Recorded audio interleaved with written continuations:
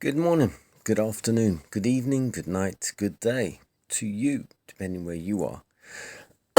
Excuse me, in the world. I'm in London doing the nighttime devotion from the devotional Christ Triumphant. The title today, Churches to be Built to God's Glory. 2 Chronicles 7 verse 11.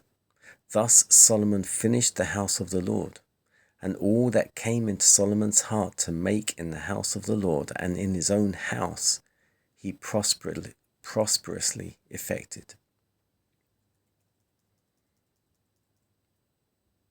Nearly 3,000 years ago, by divine appointment, the temple was built in Jerusalem.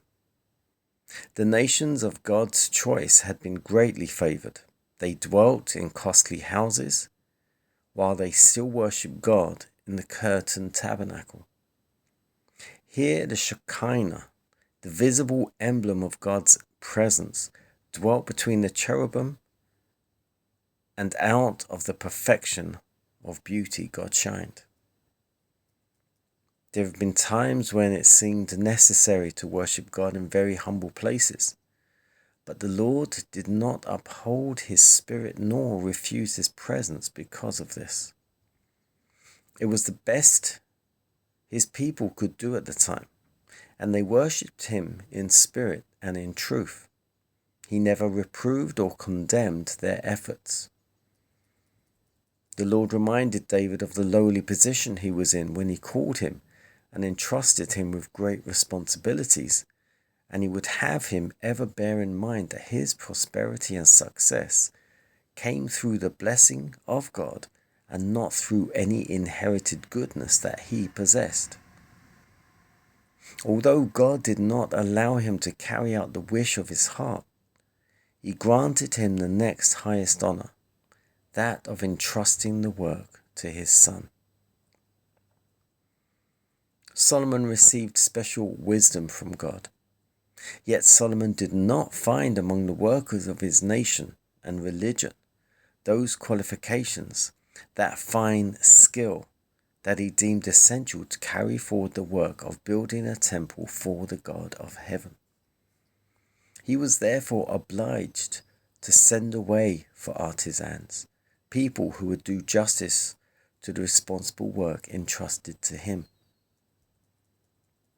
We have no command from God to erect a building that will compare for richness and splendor with the temple, but we are to build a humble house of worship, plain and simple, neat and perfect in its design.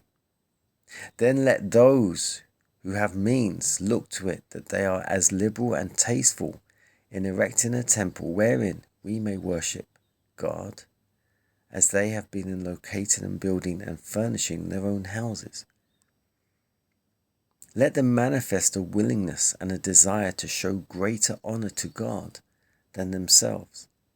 Let them build with nicety, but not with extravagance.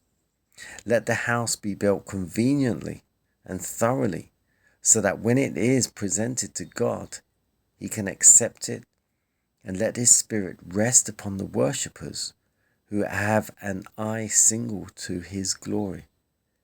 Let everyone, old and young, bring gifts and donations to help in building a house for God.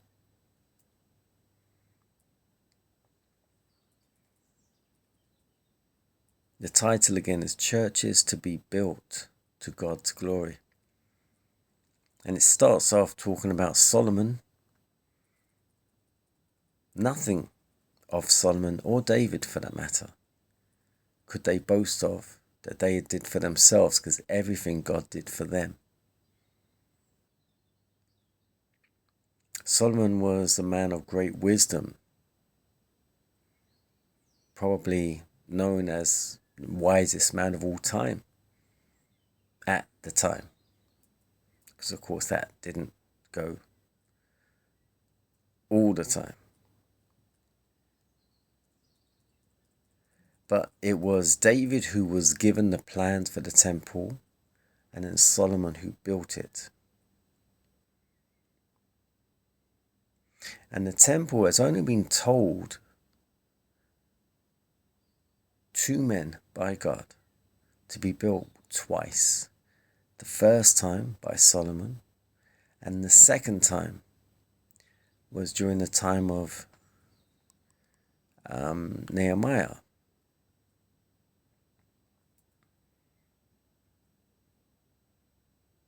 I think that was the Medes and the Persians. Yeah, King Artaxerxes.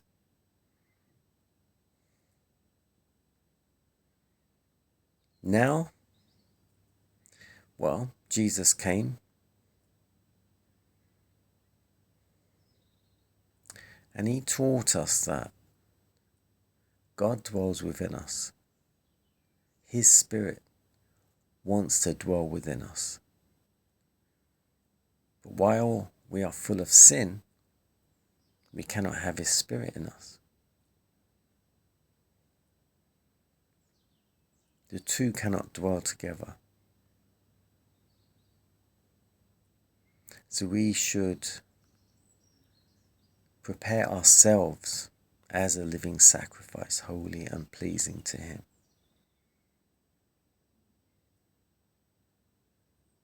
Whereas in Israel, right now, as you listen to this, I believe they have rebuilt the temple and they're preparing all the sacrifices and offerings to start the whole ceremonial service all over again. This has not come from God. There does not need to be any more blood sacrifices or animals killed or anything of such, because Jesus put a stop to all that.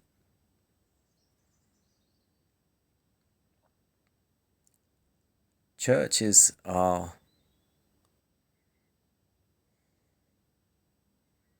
an assembly of people, not a building. The building is not the church.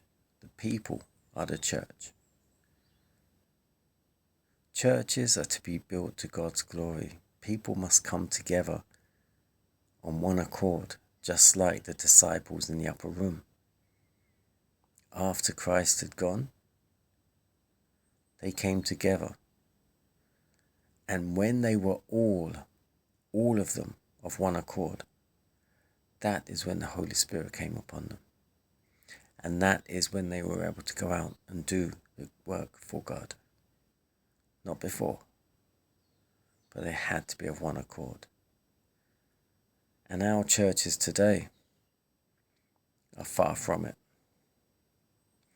Let's start preparing ourselves to be that which God created us to be.